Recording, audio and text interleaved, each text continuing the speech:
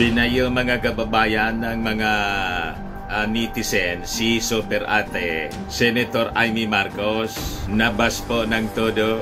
Kasi ba naman, nag-produce po ng isang video. Nagpapagang mga balita at pagtalakay sa mga isyu ng lipunan. Bulsa, opinyon, banat at paglalantad sa katotohanan. Bulsa, what you see is what you get. You decide. Si Super Ate, aktong Cupido, Cupida pala kasi babae. Cupidoan niya, Mr. Maravillas, wala mang Cupida. Mayroon na niya, estupida. Di ba? Estupida. Naalala ko kasi yung noon, yung comic character, Stupid Cupid. May mensahe po kasi si Super Ate ngayong paparating na Valentine's Day. Kailan po, toxic yung yung message niya, toxic, negative yung mensahe po para sa mga magjojowa. Walang Valentine's daw sa mga walang puso. Sabi po ni Super Ate, ayon, nabas tuloy mga kababayan ng mga netizens. Hindi kasi tumulad sa ating Pangulong Bongbong Marcos. Napakaganda po ng mensahe sa Valentine's Day. Napanood ko yung kanyang latest vlog po, mga kababayan. Yung isa, nag-exercise po, nag-gym. Pumunta rito po sa amin, dito nag-shooting. Sa Colossal Fitness Gym. Assuming kanya Mr. Maravillas. Siguro, may gym siyempre yung ating Pangulong Bongbong. Kaya talaga niya Mr. Maravillas, malayo na malayo sa pagiging bangang adik yung ating Pangulong Bongbong Marcos kasi very fit na niya. Napakaganda na ng kanyang katawan ngayon, mga kababayan. Nag-gym po. So maganda yung mensahe ng ating Pangulong Bongbong Marcos. Pero nauna si Super Ate, toxic yung message po. Paano niya Mr. Maravillas, hindi maging toxic yung mga mensahe, pananalita ni Super Ate, yung mga laging kasakasama niya, mga toxic people. Palamura, masasama ang ugali, vindictive. Ayun na niya Mr. Maravillas, nahawa na tuloy si Super Ate. O ito po, hindi nagustuhan po ng mga netizens. Amy Marcos facing backlash over cringy Valentine's Day video. Nag-ala Cupido po siya dito. Walang Valentine's daw sa mga walang puso, sabi ni Super Ate. Malayo po dito sa ating Pangulong Bongbong Marcos. At si First Lady Lisa Marcos na sabi ng mga marites na vloggers, kaaway ni Super Ate.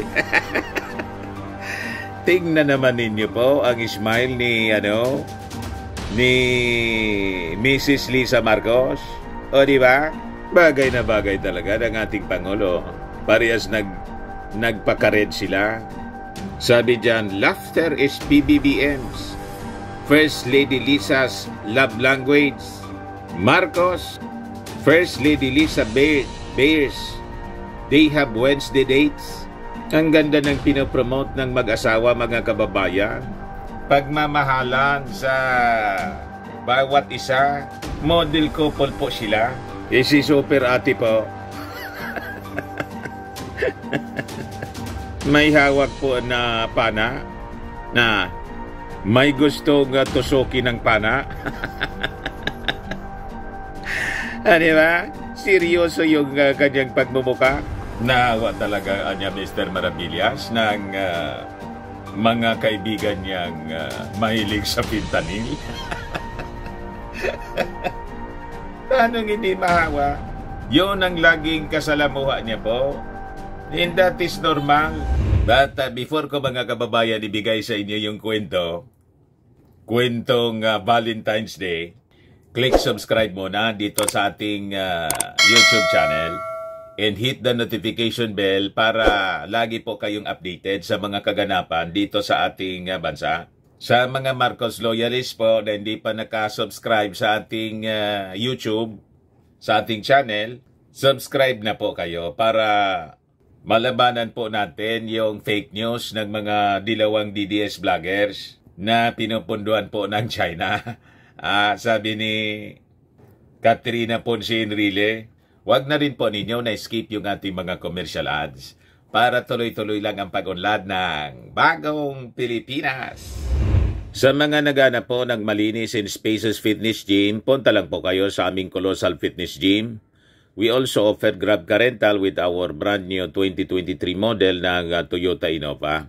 Also accept booking for those who are planning to travel via PAL, Cebu Pacific, and other airline companies, and bills payment for Meralco Bills, Aleco Bills, yung mga taga rito sa Albay, PLDT, etc.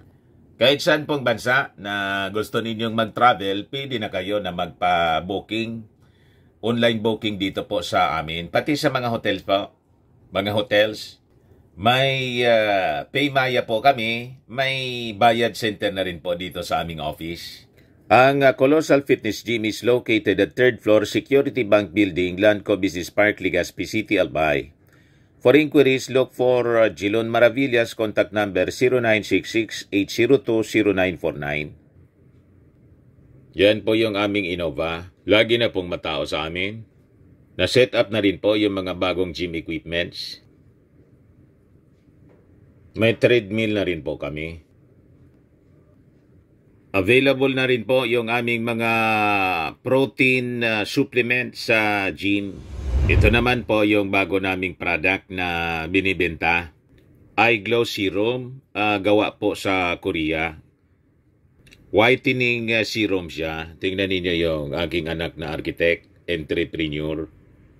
Di ba? Kitang-kita yung epekto po. Sa mga gustong mag-try, contact na message na lang po ninyo siya sa kanyang Facebook account, Riz Maravillas on FB. Ito naman po, Firmax firming and lifting cream. Pinapahid po sa mga pulses and affected area. Mainam po sa mga pains at mga paninigas na mga kasuan. Ito naman po, Automax Radiant Serum. Sa mukha naman yung application. Anti-aging po siya. You will look 10 years younger than your age. Sa mga cancer patients naman po, baka lang gusto ninyo itong itry. Nengxia Red Mixed Fruit Drink. Hindi man po siya gamot, food supplement siya. Kaya lang, gawa po siya mga kababayan sa goji berry. Yung goji berry may anti-cancer properties. Yung mga inquiries ninyo, dumiritso na lang kayo sa aming messenger sa Facebook para masagot namin agad. Ayos pa? Ayos na ayos niya, Mr. Maravillas. So, balikan natin mga kababayan si Super Ate kasi kinoyog ng mga buzzers po. Yan kasi, magsiselebrate tayo ng Valentine's Day. Imbes na pagmamahal po, ang pinopromote ni Ate, galit sa kapwa. O minastang kopi daw mga kababayan, tapos pinagpapana yung mga kaaway. Yung isa doon na kinakagalit niya, yung nasa likod ng PI.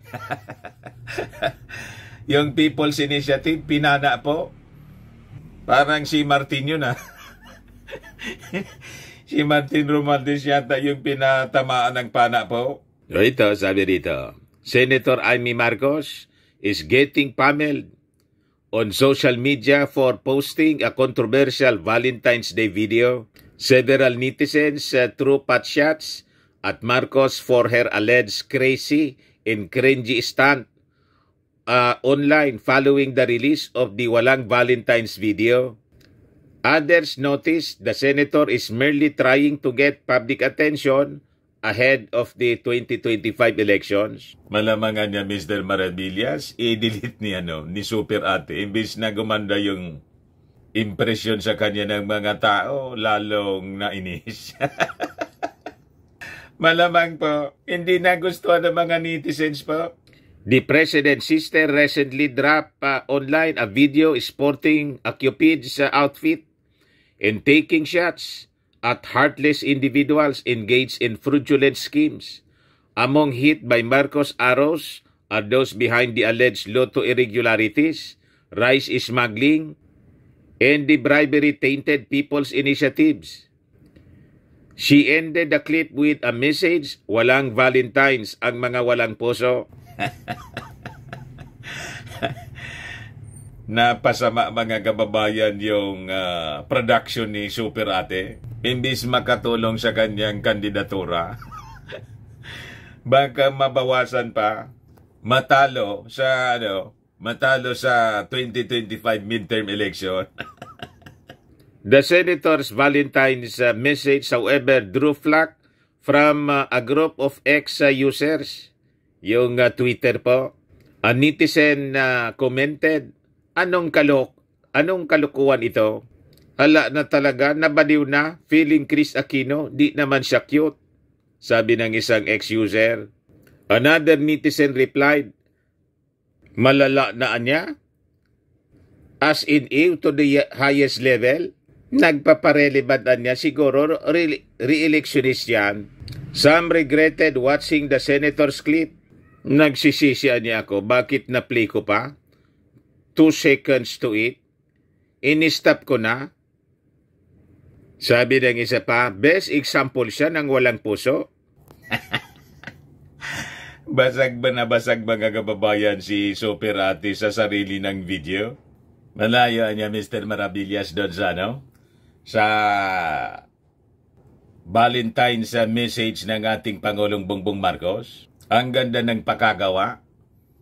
Nag-exercise nag-gym po yung ating Pangulong Bongbong. Yan po siya.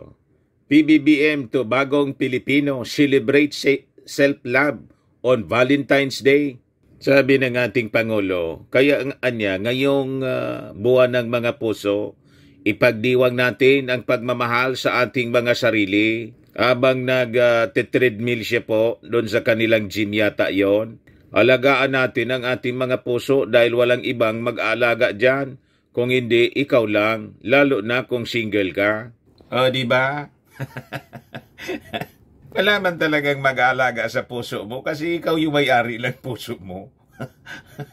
Alagan man yung puso mo. Alagaan ng kung sino-sino. Buti kung may asawa ka na, may katulong ka sa pag-aalaga ng puso.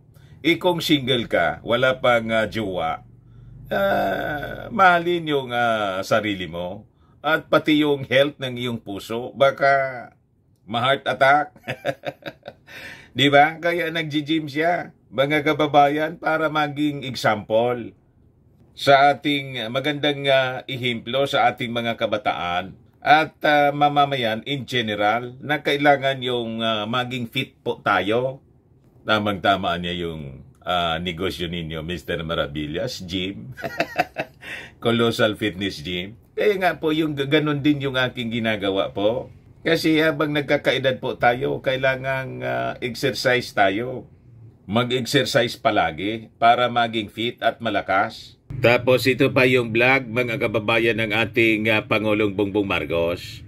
Sinare niya sa ating mga mamamayang Filipino. Ano ba yung naging sikreto nila sa almost 30 years na nilang pagsasama bilang mag-asawa? At napakaganda ng kwento mga kababayan, never pala sila na nag-aaway.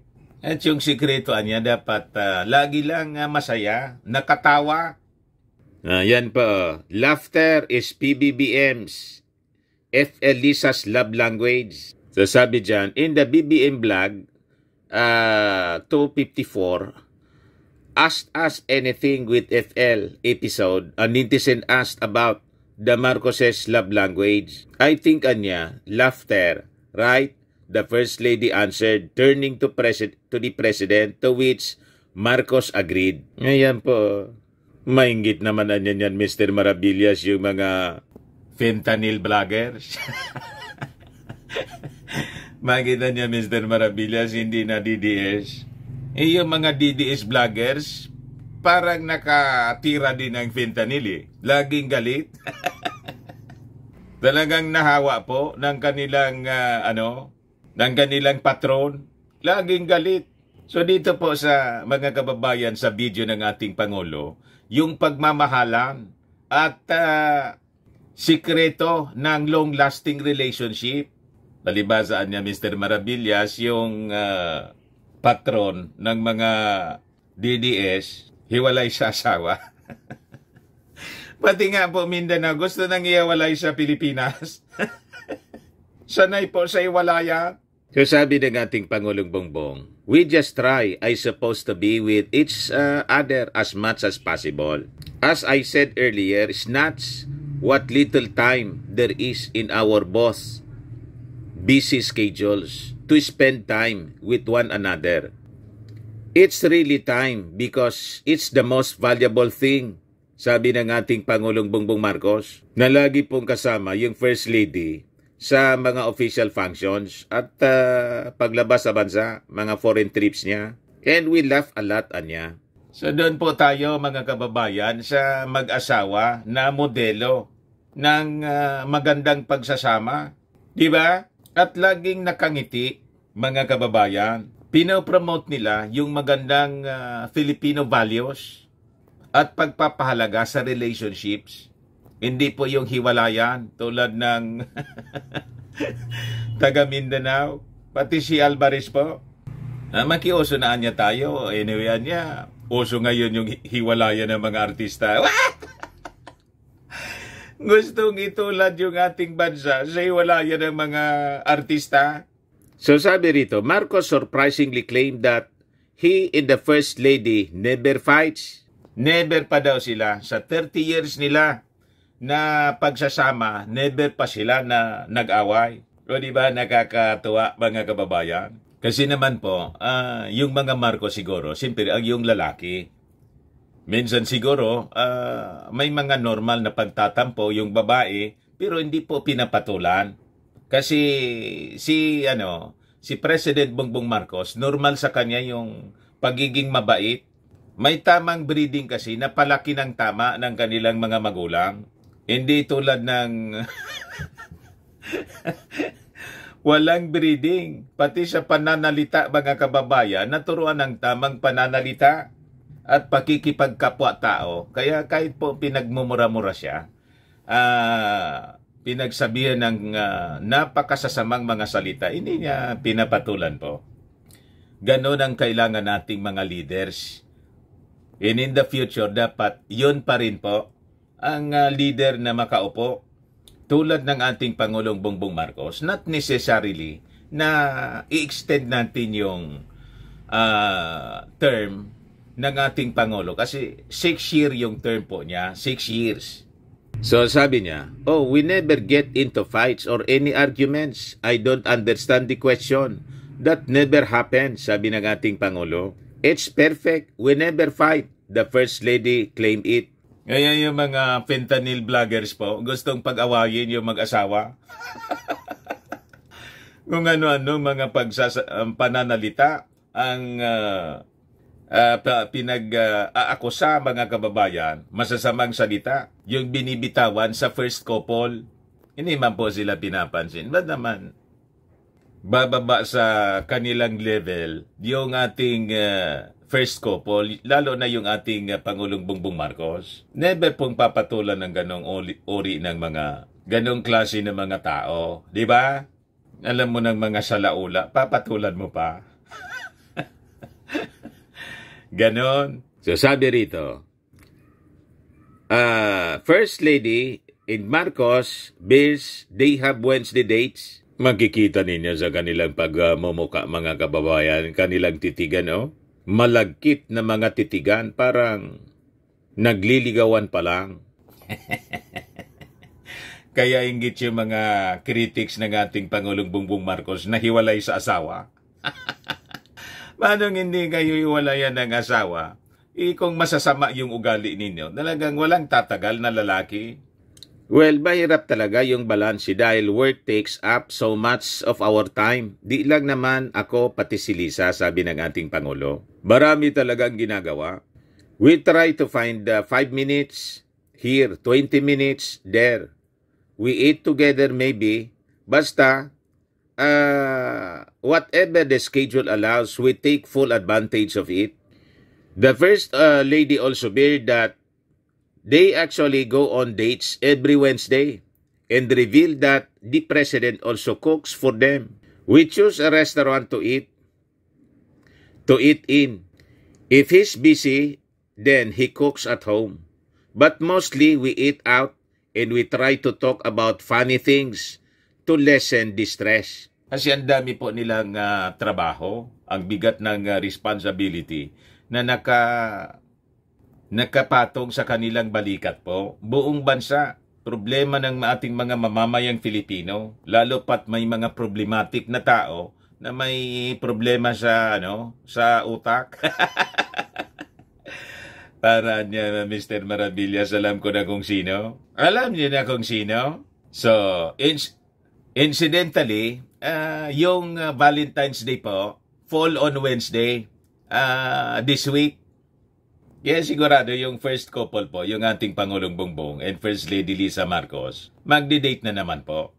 So, sabi po ng first couple po, ang sosian niya to a stronger relationship, don't go digital. Laugh a lot. Ayan po ang tip niya sa mga kabataan ngayon.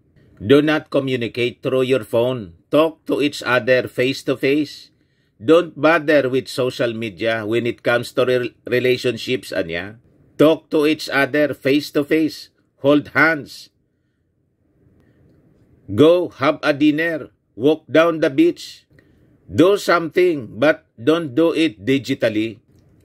Don't let stress, anya, get to you. Laugh whenever you can. Be grateful for what you have. And we are all blessed, anya, one way or another. Just be grateful. You will never be perfect, anya, but just be grateful. Tama, kaya hindi masaya po yung iba dyan kasi mga ingrato. May patama ka na naman niya, Mr. Maravillas. May kilala kayong tinulungan na nga. Tinulungan. Nanalo. Tinulungan. Ibinuto ng mga Marcos loyalist. Ikinampan niya mga kababayan ni Martin Romualdez. Umaakyat na lang sa stage. Inaway-away pa. Kaya hindi siya masaya. Ungrateful eh. Kaya makita po ninyo, pati yung mga vloggers nila supporting the person, hindi din masaya. Tingnan ninyo mga pagmumuka. Mga kababayan, laging galit. Tingnan ninyo tayo, laging nakabungis-ngis. Masaya lang. Kahit yung ating Pangulong Bongbong Marcos, yung ating sinusupport na kandidato, si Martin Romualdez, mga kababayan, the Speaker of the House, laging binabanatan, sinisiraan araw-araw. Ayos lang, kayang-kaya nila yan. Di ba? Lahat ng uri ng paninira, ginawa na sa pamilya Marcos Romualdez. Noong panahon ng kanyang tatay, tingnan ninyo naman yung naging resulta. Nag-landslide patuloy. Ituloy lang ninyo yung paninira ninyo. Di ba? O ito po yung sinasabi ko na laging galit. Ha?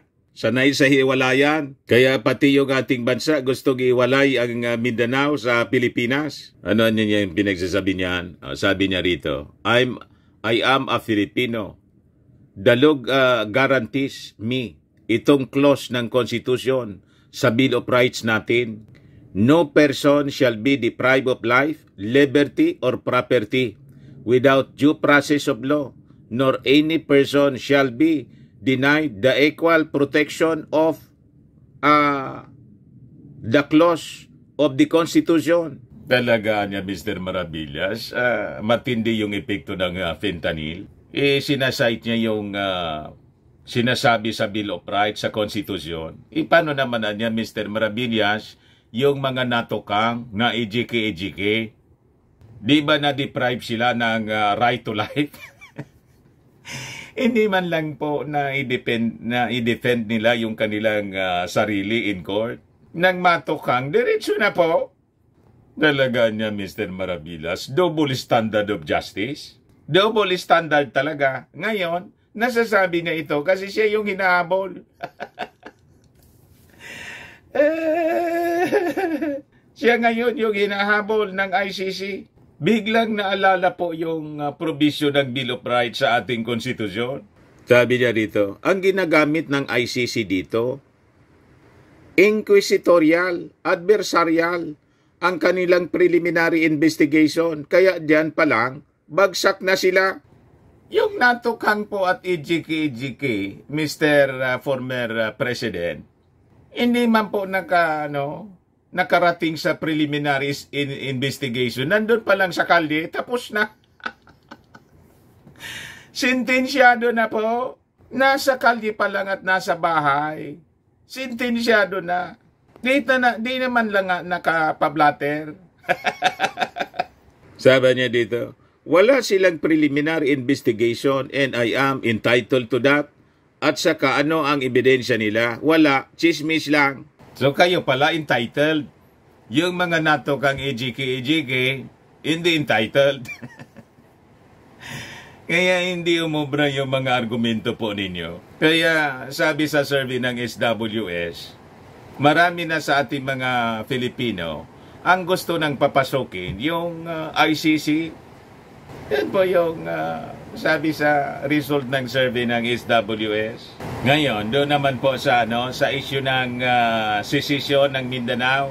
Yung kanyang spokesman, mga kababayan na si Harimao, sabi niya, ang panawagan naman ni dating Pangulong Presidente Rodrigo Duterte ay talaga namang yan ay expression of kumbaga hopelessness dahil ang gulo-gulo ng mga politiko dito sa Manila. Kaya ang sabi niya, kung talaga kayo ay hindi uobra at hindi kaya, magtitino, ay baka humiwalay na lang ang Mindanao. Binabaliktad naman po ninyo. Kayo po yung nanggugulo. Malinaw na kayo ang magulo at nanggugulo. Galing nga sa pagiging government officials kayo, naging destabilizers na. At isa pa, yung strategy ninyo, galing sa Art of War ni Sun Tzu, naging Poncio Pilato, ugas kamay kayo. Sinasabi ninyo na expression ng hopelessness kasi nagre-ready na yung mga hindi ninyo makumbinsi ng mga Mindanaoans na malamang mag-file ng kaso sa inyo inciting to sedition. Di ba? Bawas-bawasan kasi yung yung advice niya ni sino yun? Ni Montulfo, dapat niya tigilan na yung paggamit ng fentanyl. Pinanood ko niya. Para niyang nawawala na sa sarili. Nadama yung buong Pilipinas. Di ba? Pero tingnan ninyo ang ating Pangulong Bongbong Marcos. Wala kang marinig na kung ano-anong mga masasamang salita laban po sa inyo. Ginagawa ng ating Pangulo, kinakausap lang niya yung mga sundalo. Siguruin niya ninyo doon sa Mindanao region, sa Davao region. Di ba? Kinausap ni Browner yung mga sundalo doon na hindi ma-infiltrate yan ng mga kalaban. So, ang ibig sabihin, may mga nakikitang kalaban na nandun sa Davao region. Ayan man lang po, mga kababayan, yung ating mga balita ngayon. Ako po si Dante Maravillas. Bye-bye po. God bless.